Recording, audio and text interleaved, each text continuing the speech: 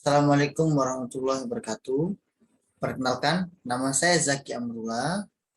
NIM saya 06061382025051. Saya berasal dari kelas Palembang, Universitas Sriwijaya, Fakultas Keguruan Ilmu Pendidikan, Pendidikan Jasmani, Kesehatan, dan Rekreasi. Video ini dibuat untuk memenuhi ujian akhir semester kinesiologi.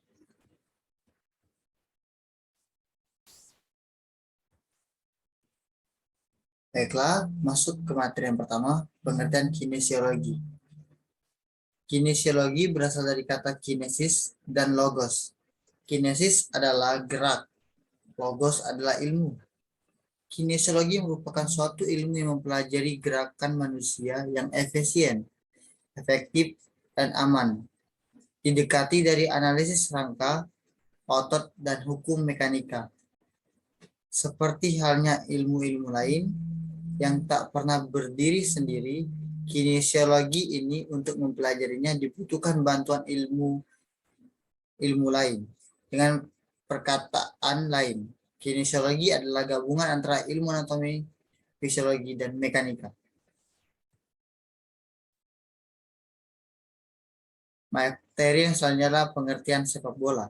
Sepak bola adalah sebuah cabang olahraga yang menggunakan sebuah bola yang terbuat dari kulit atau karet dan dimainkan oleh dua tim, yang mana masing-masing tim terdiri dari 11 pemain. Dan ada juga beberapa pemain yang berperan sebagai pemain pengganti.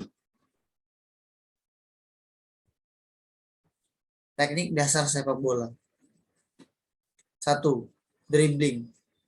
Juga biasa disebut sebagai teknik menggiring bola. Teknik ini termasuk dasar yang wajib diketahui setiap individu yang ingin bermain sepak bola. Dribbling dilakukan dengan cara membawa bola menggunakan kaki. 2. Shooting atau teknik menendang bola. Teknik ini juga penting dikuasai oleh seorang pemain sepak bola karena tujuan dari permainan ini sendiri adalah menyerangkan bola ke gawang lawan. 3. Passing. Berkaitan juga dengan shooting, passing sendiri merupakan teknik mengoper bola. Karena sepak bola membutuhkan kerjasama tim. Teknik ini akan berguna dalam menembus pertahanan lawan. 4. Mengontrol bola. Merupakan cara untuk menghentikan bola dalam permainan sepak bola yang biasanya disebut dengan controlling. Seorang pemain dikatakan sedang mengontrol bola saat ia berada dalam posisi menguasai bola tersebut secara penuh. Macam-macam hukum dalam sepak bola. 1.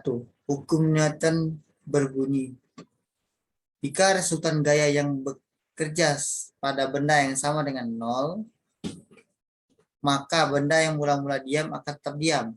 Benda yang mula-mula bergerak lurus beraturan akan tetap lurus beraturan dengan kecepatan tetap. Contoh, hukum Newton 1. Yang pertama adalah passing pada permainan sepak bola. Bola yang semulanya diam di lapangan, kemudian diberi gaya berupa tendangan oleh pemain. Bola yang sudah mulai bergerak, kemudian kembali diberi gaya oleh kaki penerima bola sehingga berhenti bergerak.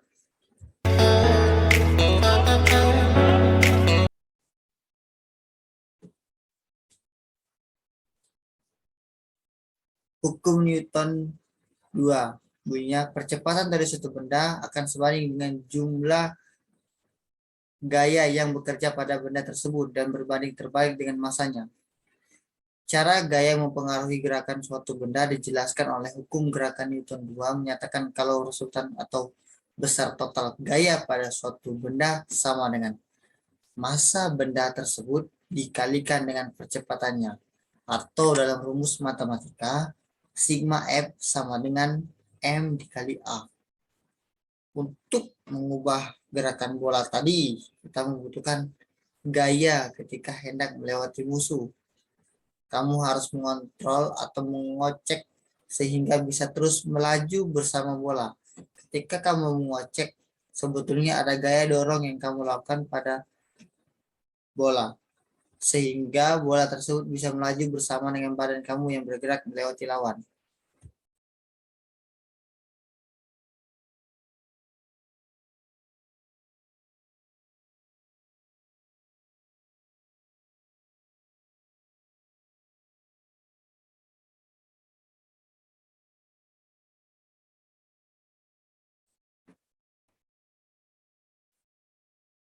Hukum Newton 3 bunyinya, jika suatu benda memberikan gaya pada benda lain, maka benda yang dikenai gaya akan memberikan gaya yang besarnya sama dengan gaya yang diterima dari benda pertama, tetapi arahnya berlawanan.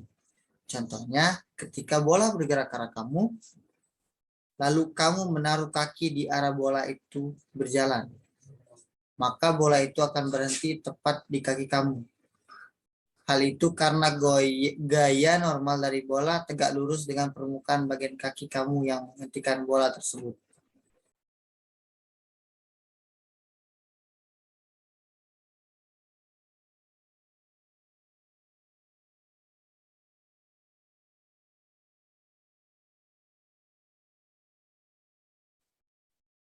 Empat, hukum tuas atau pengungkit.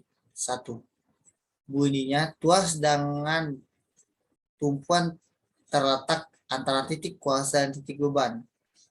Jenis pengungkit 1, saat seorang atlet sepak bola akan menendang bola ke arah gawang, maka kaki yang akan menendang pasti melakukan gerakan kaki sedikit diangkat dan lutut akan sedikit ditekuk ke belakang. Maka secara tidak sadar dia akan melakukan gerakan pengungkit 1 yang terdiri dari gaya sumbu dan beban. Gayanya adalah gaya bicep femoris. Sumbu sendi lutut, beban berada pada tungkai, tarus, mata tairus, dan phalanx.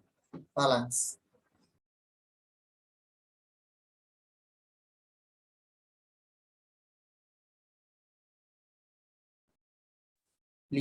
Hukum pengungkit 2 atau hukum tuas 2. Bunyinya, tuas pengungkit jenis golongan kedua merupakan tuas dengan titik beban terletak antara titik tumpu dan titik tuas. Contohnya, saat seorang atlet sepak bola akan menendang bola ke arah gawang, maka kaki yang akan menendang pasti melakukan gerakan kaki sedikit diangkat. Maka secara tidak sadar dia akan melakukan gerakan pengungkit jenis kedua. 6. Gaya sentrifugal adalah gaya yang mempresentasikan tekanan keluar yang ada di sekitar objek yang merupakan yang berputar pada sebuah titik pusat.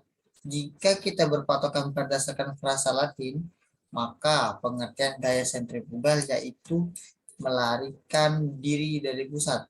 Terdapat penjelasan lainnya mengenai gaya ini, yaitu gaya gerak melingkar yang putarannya menjauhi pusat lingkaran dan memiliki nilai positif. Analisis gerak sentrifugal pada permainan sepak bolanya, kita lihat ketika pemain melakukan tendangan pisang. Bila kita perhatikan dengan sama, maka bola itu akan berputar menuju pusat lingkaran. Bila ingin menambahkan besar gaya sentrifugal dapat dilakukan dengan memperbesar putaran ketika menendang. Terima kasih. Sekian video dari saya. Saya akhiri. Wassalamualaikum warahmatullahi wabarakatuh.